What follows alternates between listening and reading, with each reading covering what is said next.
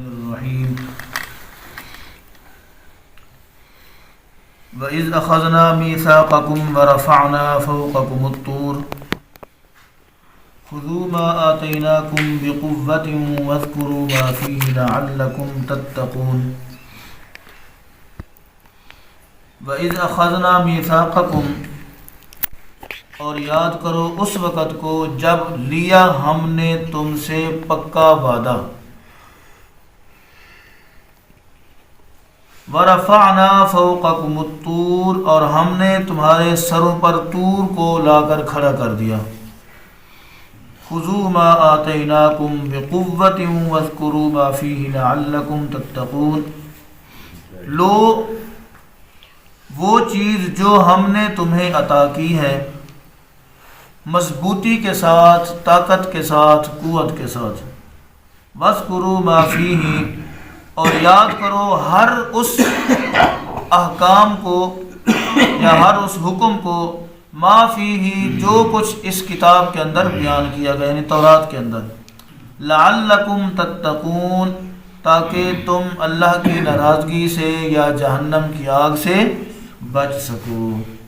ثم تولیتم من بعد ذالک، پھر اس کے بعد دوبارہ تم پھر گئے، فلولا فضل اللہ علیکم ورحمتہ لکنتم من الخاسرین، پس اگر اللہ رب العزت کا تمہارے اوپر فضل اور اس کی رحمت نہ ہوتی، لکنتم من الخاسرین، تو یقیناً تم سراسر نقصان میں ہوتے، گھاٹے میں ہوتے۔ یہ واقعہ جو ہے اس وقت کا ہے جب بنی اسرائیل والوں نے حضرت موسیٰ علیہ السلام سے کہا کہ جی ہمارے 70 آدمی اپنے ساتھ لے جائیں جو آ کر اس بات کی گواہی دیں کہ یہ کتاب جو تورات ہے یہ اللہ رب العزت کی طرف سے نازل کی گئی ہے۔ حضرت موسیٰ علیہ السلام نے اللہ رب العزت سے دعا کی، اللہ نے آپ کی دعا کو قبول فرمایا۔ یہ 70 آدمی حضرت موسیٰ علیہ السلام کے ساتھ طور پر گئے۔ اللہ رب العزت نے وہاں پر ان سے فرمایا کہ میں تمہارا رب ہوں، اور موسیٰ علیہ السلام کو میں نے یہ تورات عطا فرمائی ہے، اور اس کے اندر جو بھی احکامات ہیں وہ سارے کے سارے تم اپنا لو، ان پر عمل کر لو، ان کے مطابق اپنی زندگی گزار لو۔ وہاں پر جو کچھ ہوا، یہ 70 آدمی مرے، پھر دوبارہ ان کو زندہ کیا گیا، وہ ہم پیچھے پڑھ چکے ہیں۔ یہ 70 آدمی جب آئے واپس تو انہوں نے آ کر گواہی دی اس بات کی کہ ہاں جی واقعی یہ تورات ہے، یہ اللہ رب العزت کی طرف سے نازل کی گئی ہے، اور اللہ رب العزت نے فرمایا ہے کہ اس پر عمل کرو، اس کے مطابق زندگی گزارو۔ تورات کے اندر کچھ سخت احکامات بھی تھے، کچھ نارمل تھے اور کچھ سخت قسم کے احکامات تھے۔ تو جب سخت احکامات پر عمل کرنے کی باری آئی تو یہ لیت و لال سے کام کرنے لگے، شکوک و شبہات میں پڑ گئے بنی اسرائیل والے۔ ان 70 لوگوں سے پوچھا، انہوں نے کہا ہاں جی کتاب تو اللہ کی طرف سے ہے، اللہ نے آپ کو عطا کی ہے، لیکن ساتھ اللہ نے یہ بھی کہہ دیا تھا کہ جو ہے نا جو تمہیں آسان لگے اس پر عمل کر لینا، جو مشکل لگے اس کو چھوڑ دینا۔ یہ انہوں نے اپنی طرف سے جھوٹ گھڑ لیا تھا، حالانکہ اللہ نے تو ایسا کچھ نہیں فرمایا تھا۔ اللہ نے فرمایا خذوا ما آتیناکم، جو کچھ میں نے تمہیں دیا اس پر عمل کرو۔ جب انہوں نے یہ کہا تو پھر بنی اسرائیل کے لوگ اپنی مرضی کے مطابق کچھ دین کو لینے لگے اور کچھ کو چھوڑنے لگے، تو اللہ رب العزت نے طور پہاڑ کو لا کر ان کے سروں پر کھڑا کر دیا۔ سورۃ اعراف کے اندر یہ واقعہ تفصیل کے ساتھ آئے گا انشاءاللہ۔ وہاں پر اللہ فرماتا ہے کہ یہ پہاڑ، طور پہاڑ جو تھا، یہ ان کے سروں پر اس طریقے سے آیا جیسے سائبان آ کر سایہ کرتا ہے، یعنی جیسے بادل ہوتا ہے۔ اس طریقے سے طور کو لا کر ان کے سروں پر کھڑا کر دیا ہم نے، اور قریب تھا اگر یہ توبہ نہ کرتے، اگر یہ رجوع نہ کرتے تو وہ طور ان پر گر جاتا۔ اس قدر اللہ رب العزت کو غصہ آیا، اللہ اس قدر ان سے ناراض ہوا۔ جب وہ پہاڑ ان کے سروں پر آ گیا انہوں نے پھر توبہ کر لی، حضرت موسیٰ علیہ السلام کے پاس بھاگے کہ اللہ کے نبی ہمیں بچا دیجیے، ہمارے لیے دعا کیجیے اللہ سے۔ تو حضرت موسیٰ علیہ السلام کی دعا کی برکت کی وجہ سے اللہ رب العزت نے ان کو طور کے نیچے غرق ہونے سے محفوظ رکھا، بچا لیا۔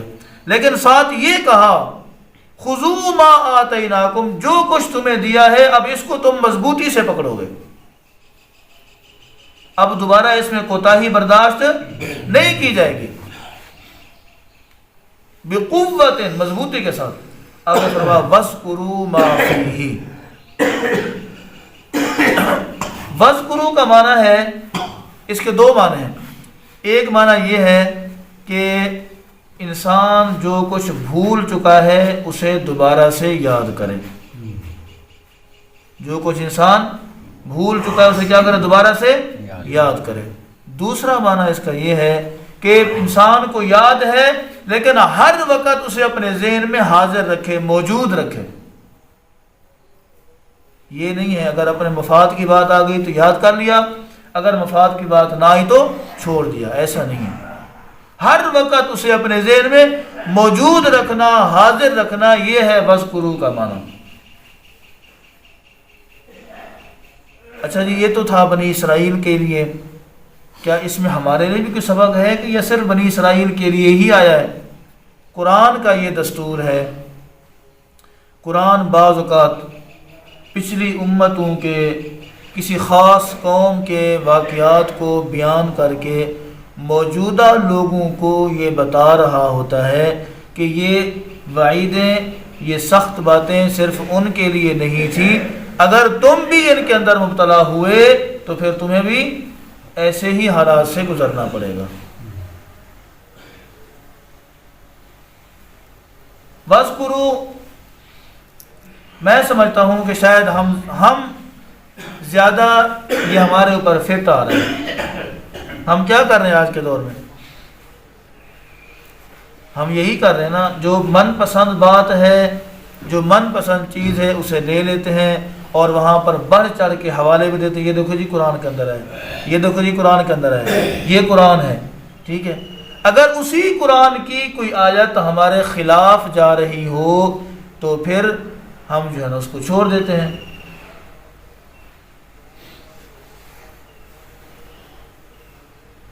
اگر کسی سے ہمارا معاملہ ہے، اس کی طرف ہمارا کچھ نکلتا ہے تو ہمیں قرآن بھی یاد آتا ہے، ہمیں شریعت بھی یاد آتی ہے، ہمیں حدیث بھی یاد آتی ہے۔ اگر ہماری طرف کسی کا کچھ نکلتا ہو تو ہمیں کچھ بھی یاد نہیں آتا۔ پھر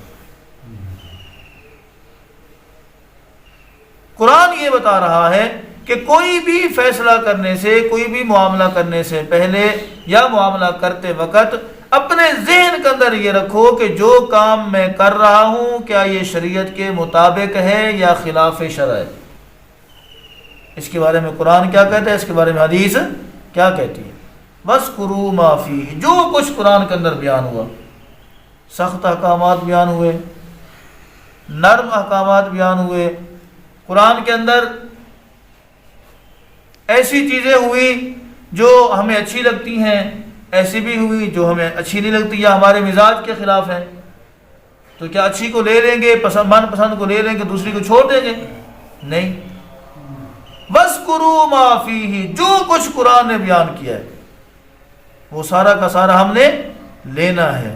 کیوں لینا ہے؟ لَعَلَّكُمْ تَتَّقُونَ، تاکہ ہم جہنم کی آگ سے بچ سکیں۔ دوسرے الفاظ میں یوں کہہ لیں کہ اگر ہم اپنے آپ کو جہنم سے بچانا چاہتے ہیں تو قرآن کی رہنمائی ہمیں یہ بتا رہی ہے کہ قرآن سارا کا سارا لے لو۔ قرآن کیا بتا رہا ہے؟ ہمیں کیا کرو؟ اگر جہنم کی آگ سے، اگر اللہ کی ناراضگی سے، اگر اللہ کے محبوب کی ناراضگی سے بچنا ہے تو کیا کرنا ہے؟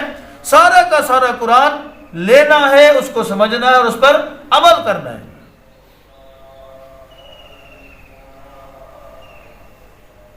بنی اسرائیل کی طرح نہیں کرنا، مشکل وقت آ گیا اللہ کی طرف رجوع، اللہ کے رسول کی طرف رجوع، جو ہی مشکل وقت ٹلا پھر دوبارہ اپنی منمانی شروع کر دی. ثم تولیتم من بعد ذالک، اتنے بڑے واقعے کے بعد بھی وہ لوگ پھر گئے. کبھی وادی تیہ کے اندر رڑ رہے ہیں، اللہ انہیں وہاں سے بچاتا ہے تو کہتے ہیں ہمیں پیاز چاہیے، ہمیں دال چاہیے، ہمیں سبزی چاہیے، ہمیں ککڑی چاہیے، ہمیں کھیرا چاہیے. کبھی 70 بندہ مرتا ہے، مر کے زندہ ہوتا ہے تو وہ آ کر کہتا ہے کہ جی اللہ نے کہا کہ جو اچھا لگے لے لو، جو تکلیف دے، جو تمہارے حالات کے مزاج کے خلاف ہو اس کو چھوڑ دو. مشکل وقت آیا تو اللہ کی طرف رجوع، جیسے ہی حالات بہتر ہوئے تو کیا کیا؟ پھر دوبارہ اپنی منمانی اپنی مرضی شروع کر دی. اتنے بڑے بڑے واقعات ہو جانے کے بعد بھی وہ سرگرداں رہے، وہ سرکشی کرتے رہے، نافرمانیاں کرتے رہے. اگر ہمارے ساتھ اللہ کے محبوب علیہ الصلوۃ والسلام کی دعا نہ ہوتی، اگر اللہ کے محبوب علیہ الصلوۃ والسلام نے اللہ سے ہمارے لیے اجتماعی عذاب کے روکنے کی دعا نہ کی ہوتی تو پتہ نہیں کتنی مرتبہ ہم ہلاک ہو چکے ہوتے، ہمارے کتنے خاندان ختم تباہ برباد ہو چکے ہوتے، جن کرتوتوں کے اندر ہم پڑے ہوئے ہیں، جن اعمال کے اندر ہم پڑے ہوئے ہیں. وما كان الله ليعذبهم وانت فيهم وما كان الله معذبهم وهم يستغفرون. اللہ نے کہا دو ہی طریقے ہیں ان کے اللہ کے اجتماعی عذاب سے بچنے کے، دو طریقے. ایک اے محبوب آپ ان کے اندر ہیں، اور دوسرا یہ ہے یا تو یہ استغفار کرتے رہے. تیسرا کوئی طریقہ اللہ نے نہیں بتایا. ہمیں دیکھنا یہ ہے کہ کیا ہم استغفار کرتے ہیں. ہم میں سے ہر شخص کو اپنا محاسبہ کرنا ہے کہ کیا ہم اللہ کی طرف رجوع کرتے ہیں، کیا ہم قرآن کو سمجھتے ہیں، کیا ہمیں قرآنی تعلیمات کا علم ہے، کیا ہر وقت ہر معاملے سے پہلے قرآنی تعلیمات ہمارے ذہن میں، ہمارے دل میں، ہمارے دماغ کے اندر موجود رہتی ہے. کیا کوئی بھی معاملہ کرتے وقت، رشتے کرتے وقت، کاروبار کرتے وقت، لین دین کرتے وقت، کسی بھی معاملے کے اندر کیا کبھی ہم نے یہ غور کیا ہے کہ میں قرآن کے احکام کے مطابق کر رہا ہوں یا اس کے برخلاف کر رہا ہوں؟ اگر تو میں کر رہا ہوں ایسا، پھر کیا وَاذْكُرُوا مَا فِيهِ، یہ اس کا میں مصداق بن رہا ہوں، اس کے مطابق اپنی زندگی گزار رہا ہوں. اگر نہیں کر رہا تو پھر کیا ہے؟ ذَلِكَ بِمَا عَصَوْا وَكَانُوا يَعْتَدُونَ. اللہ کی ناراضگی، اللہ کا غضب، اللہ کا غصہ میرے لیے ہے. کیوں؟ کیونکہ میں اللہ کی نافرمانی کر رہا ہوں.